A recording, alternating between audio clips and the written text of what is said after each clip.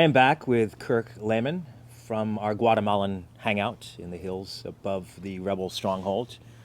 I think we've got a few minutes or a little while before they raid, so should be able to talk about some interesting things here today, I hope. Yeah, I Yeah. think we made some good movements. Yeah. For the cause. Absolutely. Be liberating Central America soon, and That's the plan. and Cuba. Yeah, Yeah. absolutely. I wanted to run this by you. I actually stopped in Walmart the other day to get some notebooks. And there was a small door. Can you still write things down in notebooks? I do. Okay, I that's fine. do. Right? Yeah. I mean, here, so, and there was a pickup door, and normally there's just a bunch of employees in there. And this man came out, Indian, and he wasn't wearing a uniform, but I assumed he was getting off of his shift. So I asked him if he could tell me where the notebooks were. And he looked at me more than slightly offended and goes, "I don't work here." Well, I guess you're an asshole.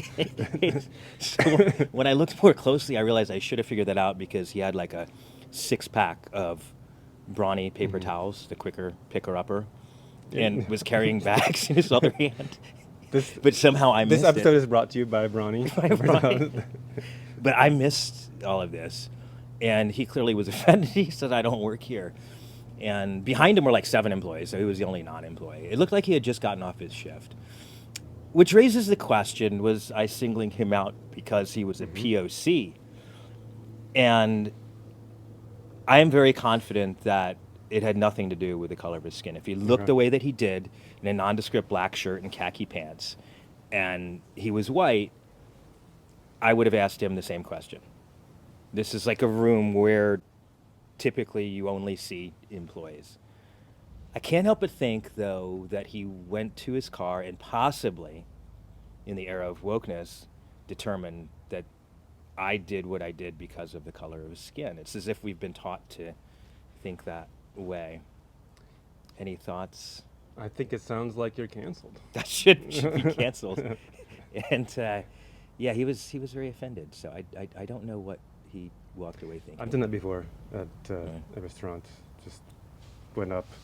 No one at the what do they call the person at the front of the restaurant? The hostess? The hostess, yeah. Yeah. And I was like, "Hey, we've got 2 people," and some guy's like, "I don't work here," and I was like, I felt so bad. He was like just pissed. Was he a POC? No, just I don't think so. I don't. Cisgender white I male? don't see color, so I don't remember. But yeah. So we've got quite a bit to talk about here today. Cancel culture is back in the news.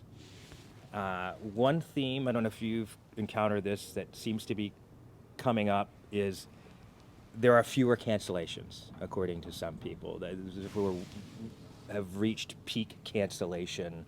And I wanted to get your thoughts on that. Get the sense more broadly that people are more relaxed being themselves.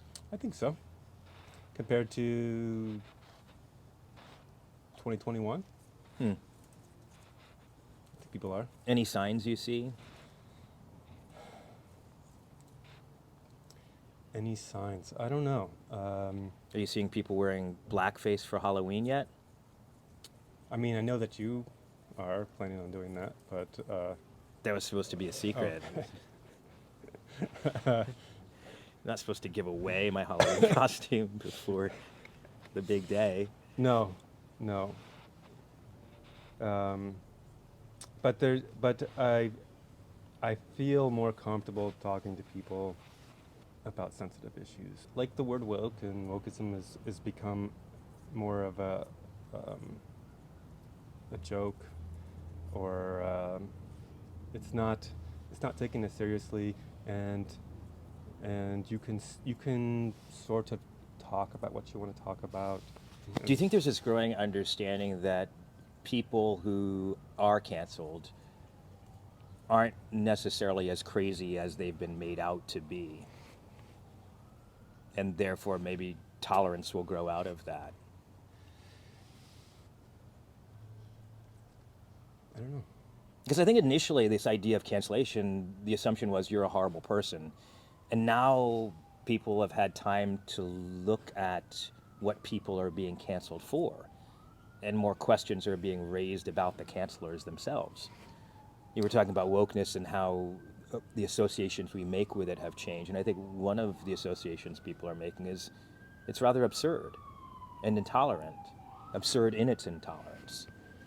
And I'm wondering whether the cancel set is going to have as much sticking power I think with the general public. I think what you see like a lot with wokeness and intolerance, and I mean this is happening just as much on the right as it is on the left. Yeah, and I wanted to get to that. At this point. So they're just being like freaking out, being triggered, being crazy. This is not a left-wing thing anymore.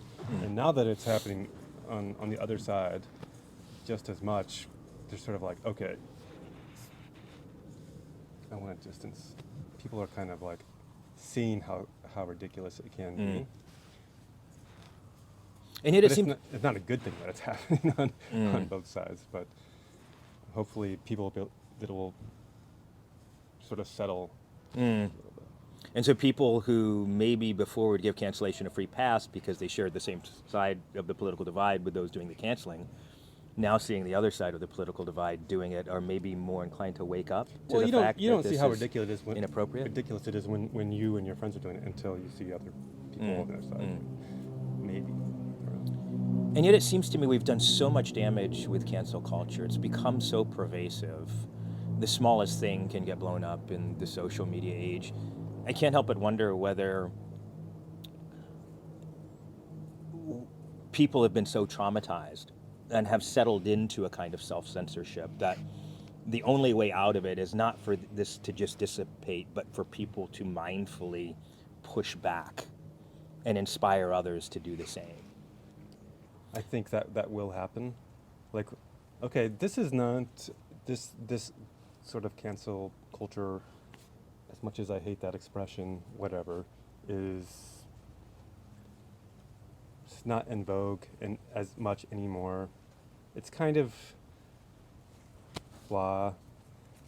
What's more edgy is sort of, pushing up against that. And I think I do see a little bit of an element of that. I'm not sure if that's really happening or not, but and that can really catch on. Segueing a little here, there is a North Korean author by the name of Yeon Mi. She's 29, defected from North Korea, and ended up at Columbia University.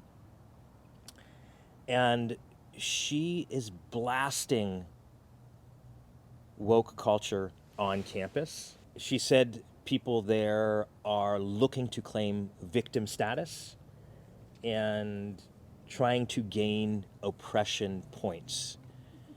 She sees some parallels with what's happening at Ivy League schools, such as Columbia, and what she experienced back in North Korea, an indoctrination campaign insisting on conformity to an ideology. It never ceases to amaze me how many foreigners who would normally fall under the umbrella of people of color reject the wokies who are intent to support them.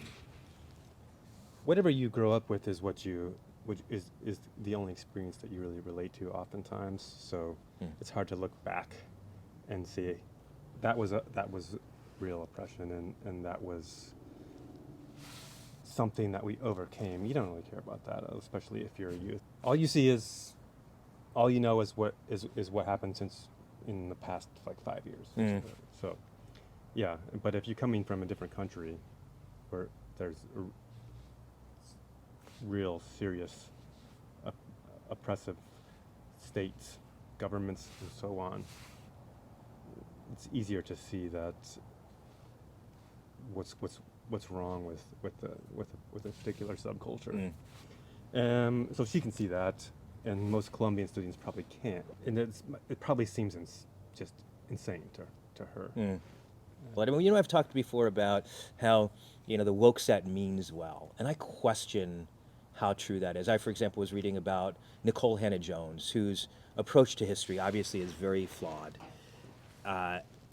and seems to be motivated by the worst intentions in some ways. This isn't a corrective. This is rooted in deep hurt and a desire to stick it, frankly, to the white man, not like to tell an authentic, accurate version of history. So she's one conspicuous example of someone who doesn't mean well. And I have a hard time, okay, leaving room for the fact that some people maybe do mean well. How much room should we give them to get so much of this wrong when there is countervailing evidence, like our North Korean defector Yeon-mi Park, staring them in the face and saying, look, if the people you're trying to protect are pointing out that there's something very problematic and similar to what I experienced in North Korea, do we keep cutting them some slack and saying, you mean well? Or do they have a responsibility to own up to the rigidity of their ideology? Well, I guess I wasn't trying to cut them slack as much as just not being surprised by where they're coming from. Mm. And if you're at Columbia, I mean, I know at least one person that went to Columbia, and there's an ideology there that you kind of have to fall into. Mm. I was just listening to a man who went to Columbia, and he's gay, and he had grown up in a very conservative household, and he was very effeminate and had been harassed and called faggot and all this shit when he was younger. Went to Columbia and was a part of the social justice movement there. Was really excited because there's been so much progress from like 1987 to now as far as like gay rights go. But he says that he feels like he was talking and someone says, well, you're a cis white guy, just stop talking. And he felt like cis was the new faggot, like like people would be like, shut up, you cis white guy. And that's how he felt when he would hear that, like when he was a kid. And there's not much progress in that sense because it's just picking another group of people to sort of just Right. Yeah. Speaking of gay people, do you think they should be canceled? Yes. Because here's the thing.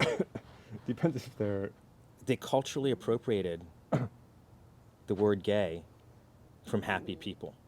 okay. Yeah. Yeah.